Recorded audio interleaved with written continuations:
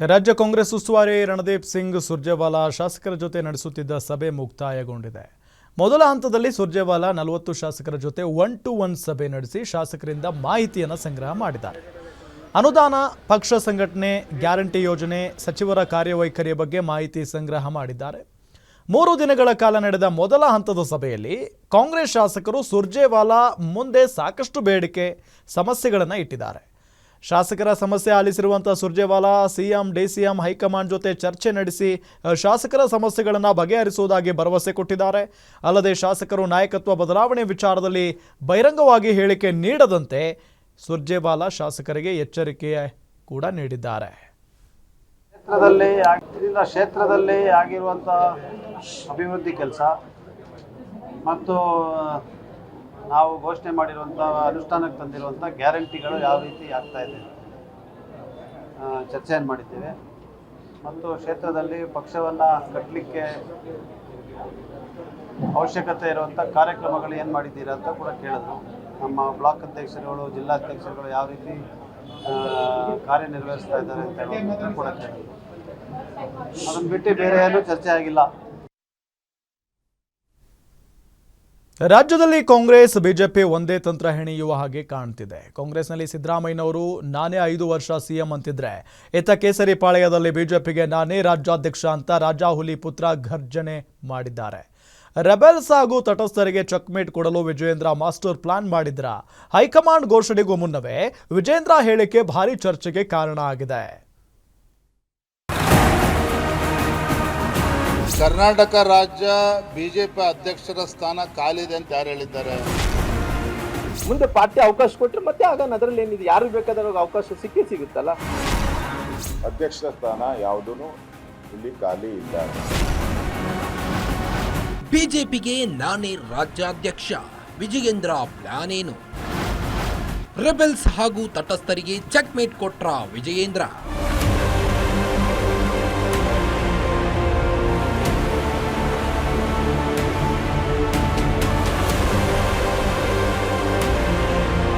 ಕಾಂಗ್ರೆಸ್ ನಾಯಕತ್ವ ಬದಲಾವಣೆ ಬೆನ್ನಲ್ಲೇ ಬಿಜೆಪಿಯಲ್ಲೂ ನಾಯಕತ್ವ ಬದಲಾವಣೆ ಬಗ್ಗೆ ಭಾರಿ ಚರ್ಚೆಗಳು ನಡೆಯುತ್ತಿದೆ. ರೆಬೆಲ್ಸ್ ನಾಯಕರು ವಿಜಯೇಂದ್ರನ ಕೆಳಗಿಳಿಸಲು ಹರಸಾಹಸ ಪಡುತ್ತಿದ್ರು. ಇತ್ತ ವಿಜಯೇಂದ್ರ ಬಿಜೆಪಿಗೆ ನಾನೇ ರಾಜ್ಯಾಧ್ಯಕ್ಷ ಎಂದು ಹೇಳುವ ಮೂಲಕ ಬ್ರೇಕ್ ಹಾಕಿದ್ದಾರೆ.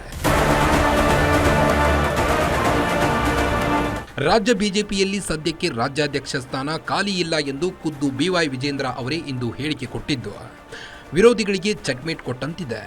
1.5 ವರ್ಷದಿಂದ ಪಕ್ಷಕ್ಕಾಗಿ ದುಡಿದಿದ್ದೇನೆ, ಪಕ್ಷ ಸಂಘಟನೆ ಮಾಡಿದ್ದೇನೆ, ಹೈಕಮಾಂಡ್ಗೆ ನನ್ನ ಕಾರ್ಯವೈಖರಿ ಬಗ್ಗೆ ಗೊತ್ತಿದೆ, ಖುದ್ದು ಹೈಕಮಾಂಡ್ ನನಗೆ ಸರ್ಟಿಫಿಕೇಟ್ ಕೊಟ್ಟಿದ್ದಾರೆ ಅಂತ ಘಂಟಾಘೋಷವಾಗಿ ವಿಜಯೇಂದ್ರ ಹೇಳಿದ್ದಾರೆ. ಈ ಹೇಳಿಕೆ ನೋಡಿದ್ರೆ ಹೈಕಮಾಂಡ್ ನಾಯಕರು ವಿಜಯೇಂದ್ರಗೆ ನೀವೇ ಅಧ್ಯಕ್ಷ ಎಂದು ಹೇಳುತ್ತಿರುವಂತಿದೆ. ರಾಷ್ಟ್ರಾಧ್ಯಕ್ಷರ ಆಯ್ಕೆ ನಂತರ ನಿಮ್ಮ ಹೆಸರು ಘೋಷಣೆ ಮಾಡುತ್ತೇವೆ ಅಂತ ಸುದ್ದಿ ಬಂದಿರೋ ಸಾಧ್ಯತೆ ಇದೆ. ಹೀಗಾಗಿ ವಿಜಯೇಂದ್ರ ನಾನೇ ರಾಜ್ಯಾಧ್ಯಕ್ಷ ಎಂದು ರಾಜಾರೋಷವಾಗಿ ಹೇಳಿದ್ದಾರೆ.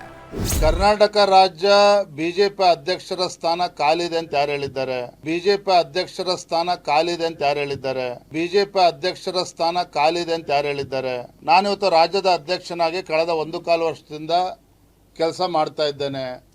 ಸಂಘಟನೆಗೆ ಬಲಪಡಿಸ್ತಕ್ಕಂಥ ಕೆಲಸವನ್ನ ನಾನು ಮಾಡ್ತಾ ಇದ್ದೇನೆ. ಪಕ್ಷಕ್ಕೆ ಶಕ್ತಿ ತುಂಬತಕ್ಕಂಥ ಕೆಲಸ ನಾನು ಮಾಡ್ತಾ ಇದ್ದೇನೆ. ನನ್ನ ಕಾರ್ಯವೈಖರಿ ಬಗ್ಗೆ ಕಾರ್ಯಕರ್ತರಿಗೂ ಕೂಡ ತೃಪ್ತಿ ಇದೆ, ಪಕ್ಷದ ಹೈಕಮಾಂಡ್ಗೂ ಕೂಡ ತೃಪ್ತಿ ಇದೆ. ಶ್ರೀರಾಮುಲು ಬಿಜೆಪಿ ರಾಜ್ಯಾಧ್ಯಕ್ಷ ಸ್ಥಾನದ ಆಕಾಂಕ್ಷಿನ, ನನ್ನ ಮಾತಿಗೆ ಬದ್ಧ, ಕೊಟ್ರೆ ನಿಭಾಯಿಸ್ತೇನೆ ಎಂದ ರಾಮುಲು. ನಾನು ಈ ಹಿಂದೆ ಮಾತಿಗೆ ಬದ್ಧನಾಗಿರುತ್ತೇನೆ ಎಂದು ಶ್ರೀರಾಮುಲು ಹೇಳಿದ್ರು. ಈಗ ರಾಜ್ಯಾಧ್ಯಕ್ಷರು ಇದ್ದಾರೆ, ಇನ್ನೊಂದೂವರೆ ವರ್ಷ ಬಿಟ್ಟು ಸ್ಥಾನ ಕೊಟ್ರೆ ನಾನು ನಿಭಾಯಿಸುತ್ತೇನೆ ಅಂತ ಬೆಂಗಳೂರಿನಲ್ಲಿ ಹೇಳಿಕೆ ನೀಡಿದ್ದಾರೆ. ಅಲ್ಲ, ನನಗೆ ಗೊತ್ತಿರೋ ಪ್ರಕಾರ ಈ ಪೊಲಿಟಿಕಲ್ ಸಿಸ್ಟಮ್ದಲ್ಲಿ ಯಾರನ್ನೇ ಆಗಲಿ ಒಬ್ಬ ಅಧ್ಯಕ್ಷನಾಗಿ ನೇಮಿಸಿದಂಥ ಮಧ್ಯಂತರದಲ್ಲಿ ಇಳಿಸಿದಂಥ ಉದಾಹರಣೆಗಳು ಯಾವೂ ಇಲ್ಲ. ಅಂದ್ರೆ ಎಲ್ಲಿ ಇವತ್ತು ಎಲ್ಲ ರಾಜ್ಯಗಳಲ್ಲಿ ಎಲ್ಲ ಕಡೆಗಳು ನ್ಯಾಷನಲ್ ಪಾರ್ಟೀಸ್ ಅದರದ್ದೇ ಆದಂಥ ಒಂದು ನಿಯಮಗಳು ಮಾಡ್ಕೊಂಡಿರ್ತಾರೆ. 3 ವರ್ಷಗಳಾದ ನಂತರ ಬೇರೆಯವ್ರಿಗೆ ಅವಕಾಶ ಮಾಡಿಕೊಡ್ತಾರೆ.